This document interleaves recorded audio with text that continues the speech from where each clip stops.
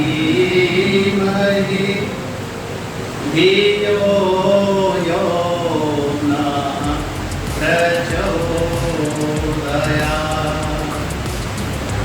तूने हमें उत्पन्न किया, पालन कर रहे हो तुम।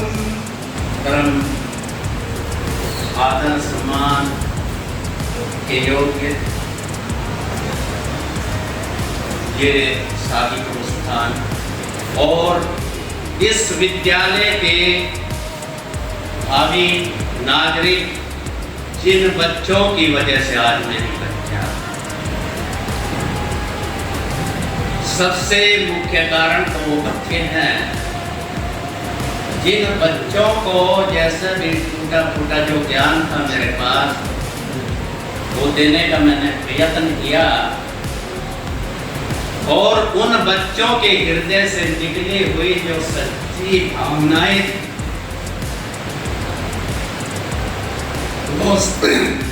वो सच्ची भावनाएं आज आपका प्रेम बन करके सामने आ रही है। तो मैं बहुत आयु में छोटा था, 8वीं ही पास कर पाया और 9वीं कक्षा में फेल हो गया। फेल हो जाने पर बहुत अपमान हुआ। जो हमारे मुख्य अध्यापक जी थे उस समय, ईश्वर दयाल शर्मा जी, तो शर्मा जी ने कहा इसको जो है पशु चराने पे लगा दो।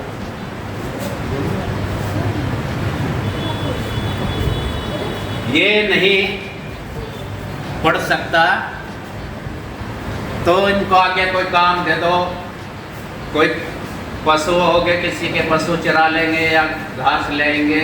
तो भाई साहब ने कहा कि नहीं, और मौका देना चाहिए, कोई बात नहीं है, असफलता है तो कोई बात नहीं।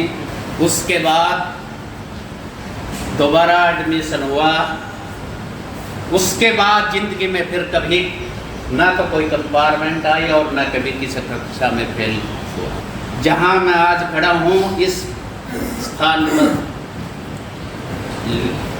लाने का जो श्रेय है भाई साहब का है। उसके बाद जो है गुरु जी का, शास्त्री जी का है और इस साथीपुर पर ही नहीं।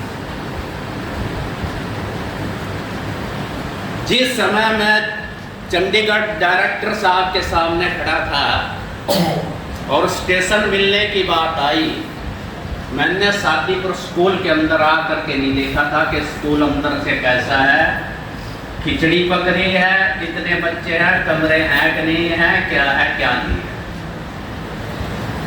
मेरे मन में ये भावना आई कि तुझे एक मौका दिया है परमात्मा ने, तूने साथीपुर से ही शिक्षा ग्रहण करी और तुझे इसके बच्चों को पढ़ा करके उसके ऋण से ऋण होना है।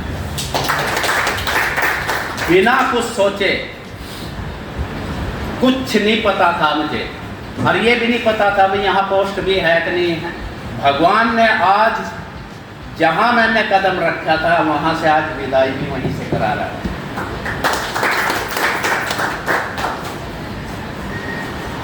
तो इस कर्म के पीछे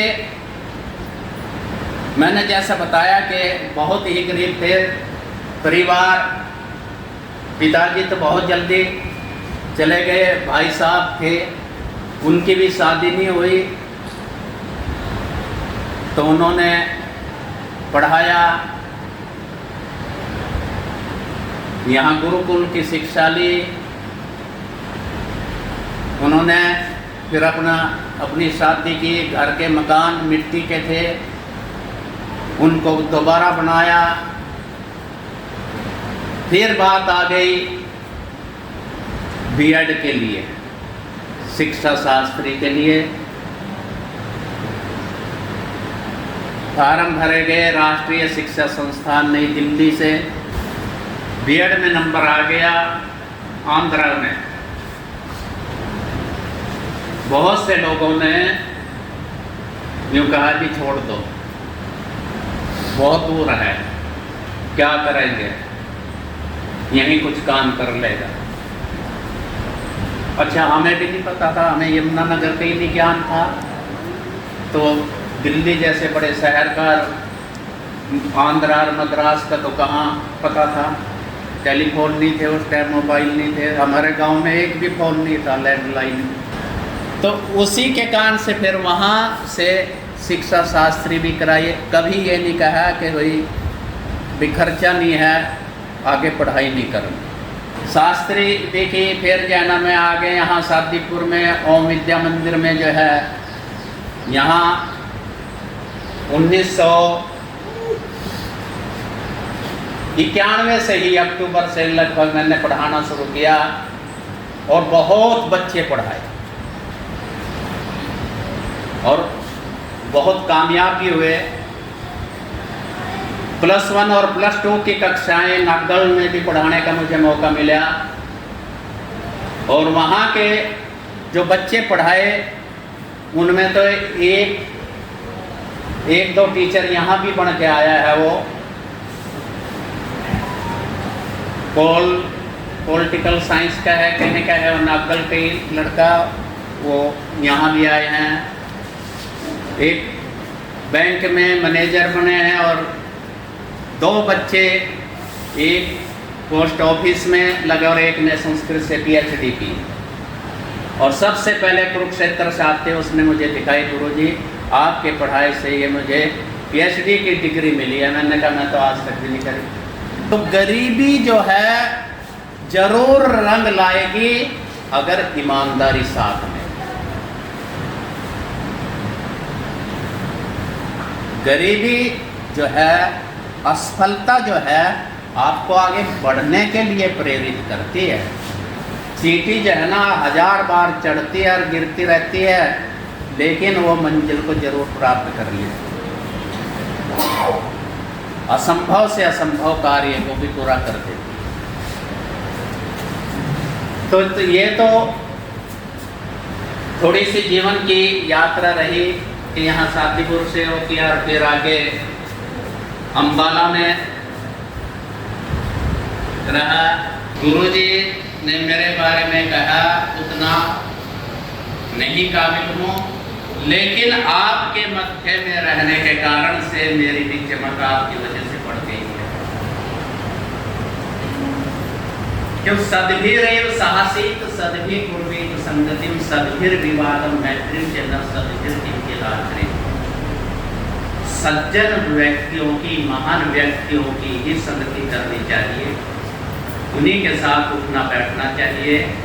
अगर कभी झगड़ा हो, कोई छोटे मोटे विवाद हो, तो भी सज्जनों से ही करना चाहिए, दूसरों से वो भी न करें। तो आप लोगों की संगति के कारण से ही जो आज मैं हूं, वो आप लोगों की वजह से।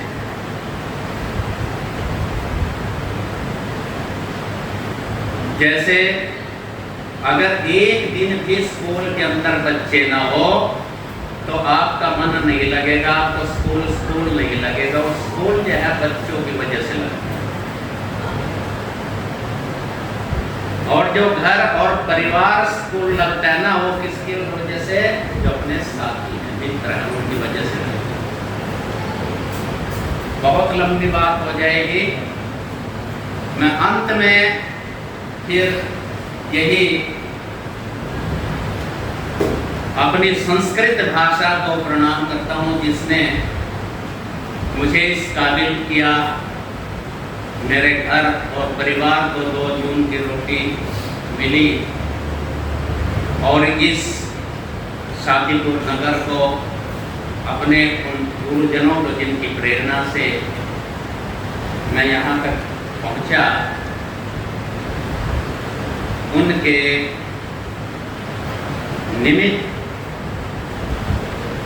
मैं ये तो पंक्ति कहूँगा विशेष करके संस्कृत के प्रति।